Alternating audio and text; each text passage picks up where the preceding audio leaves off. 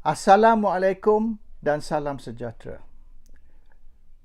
Budak-budak Perikatan Nasional berkata, satu undi untuk Anwar Ibrahim ialah satu undi untuk Ahmad Zahid Hamidi. Ini kerana sekiranya Pakatan Harapan menang pilihan raya ini dan Anwar Ibrahim naik jadi Perdana Menteri, maka Anwar akan tentukan yang kes-kes terhadap Zahid ni akan ditarik balik atau akan digugur. Dan ini termasuk kes baru. Kes LCS di mana Zahid terlibat dengan rasuah sebanyak 20 hingga 25 juta Sing dollars ataupun lebih kurang 70 hingga 80 juta ringgit Malaysia. Kes ini dalam siasatan, laporan pun hampir siap. Dan sebulan atau 2 bulan lagi, laporan ini boleh dihantar kepada Peguam Negara untuk Zahid ditangkap dan di-charge di bawah kesalahan terima rasuah. Dan mengikut laporan, bukan saja Zahid terima, tapi Zahid demand. Zahid meminta dan jumlah 20-25 juta Sing tu ialah jumlah yang Zahid minta. Mula-mula dia orang nak bagi kurang tapi Zahid tak mau. Zahid minta 20 hingga 25 juta Sing. Dan duit ini telah dibayar oleh Bowster dan mereka mengguna 3 layer, 3 lapisan syarikat untuk transfer duit. Akhirnya duit itu ditransfer ke Singapura. Dari money changer Singapura dia mari balik Malaysia melalui money changer Malaysia dan duit tu dia bayar ke Zahid. Semua bukti cukup, the paper trail, money trail pun semua ada. Dan sekiranya Anwar Ibrahim tidak menjadi Perdana Menteri, maka Zahid sangkut. Zahid's only hope cuma satu saja untuk Zahid terlepas, iaitu Anwar jadi Perdana Menteri dan Anwar akan tentukan yang kes ini tidak akan ke mana. So this is apa yang dicerita oleh pemimpin atasan, pemimpin barisan, pemimpin perikatan dan juga pemimpin Pakatan Harapan. Dan Mahathir pun tahu dan Mahathir pun telah dedah isu ini. Mahathir pun telah cerita yang sekiranya Anwar jadi Perdana Menteri, maka Zahid akan terlepas. Tapi kalau Anwar gagal jadi Perdana Menteri, maka Zahid sangkut dan Zahid akan masuk penjara. Susah Zahid nak lepas kes baru ini sebab dia punya bukti kukuh, dia punya money trail semua ada dan susah Zahid nak menafikan yang dia minta 20 hingga 25 juta Sing dan telah pun terima duit tersebut. So this is the issue now. The issue is, bolehkah mereka nak bagi UMNO menang? Boleh tak mereka bagi bukan saja UMNO menang, tapi UMNO menang besar? Kalau UMNO betul menang besar, seperti Lokman Adam duk kata, UMNO akan menang besar, maka Ismail Sabri Yaakob kekal sebagai Perdana Menteri. Sebab Ismail Sabri is the poster boy. Dan telah diumum yang Ismail Sabri akan jadi Perdana Menteri.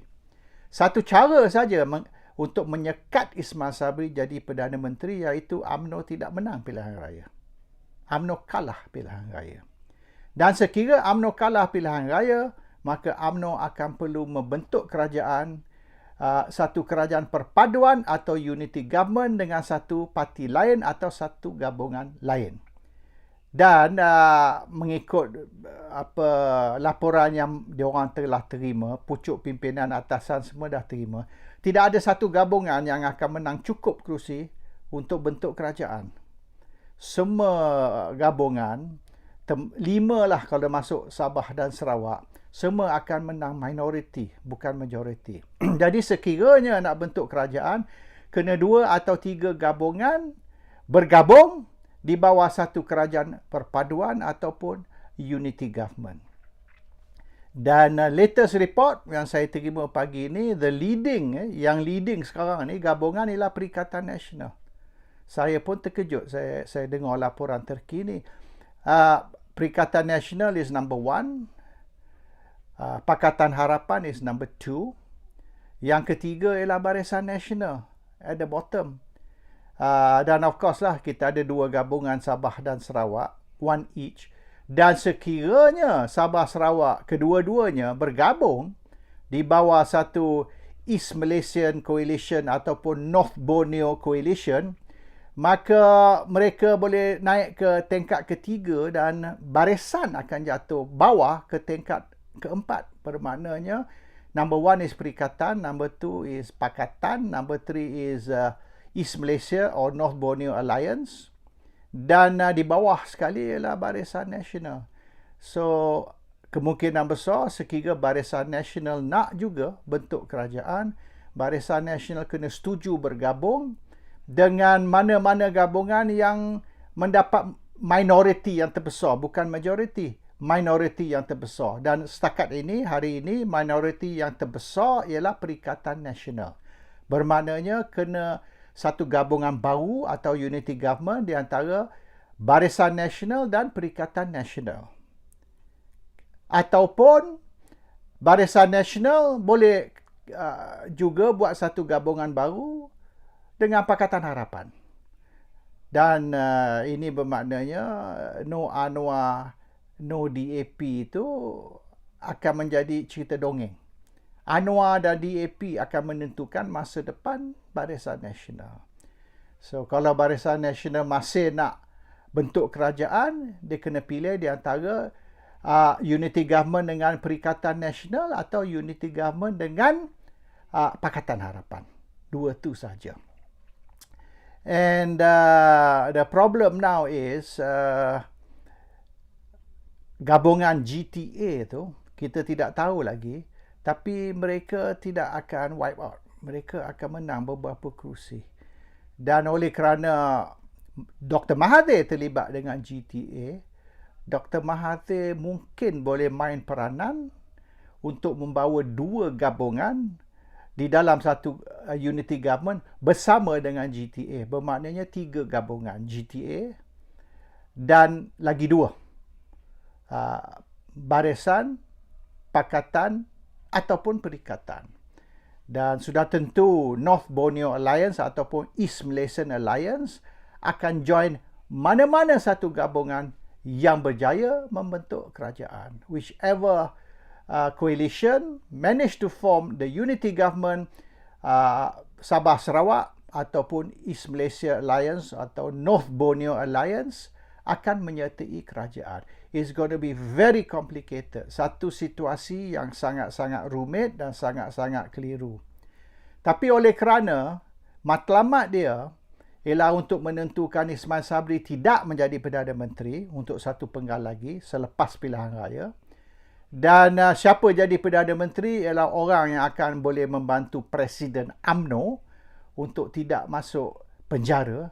Maka this complication is lagi dahsyat, even worse, because dia punya agenda ni very narrow agenda. Agenda dia bukan broad agenda tentang kestabilan ekonomi atau kestabilan politik, political stability, economic stability. Dia punya consideration is very narrow, iaitu menentukan Zahid tak masuk penjara.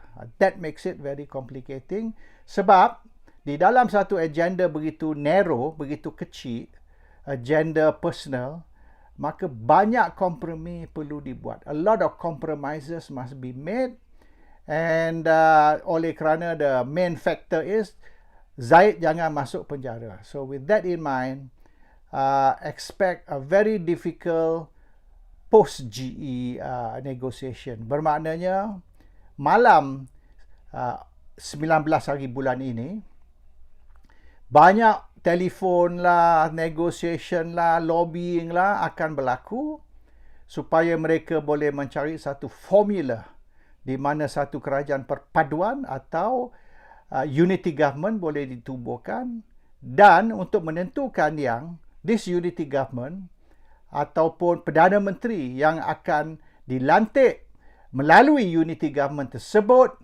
ialah orang yang akan menentukan Zahid tidak masuk penjara. And that is a very difficult formula to come up with.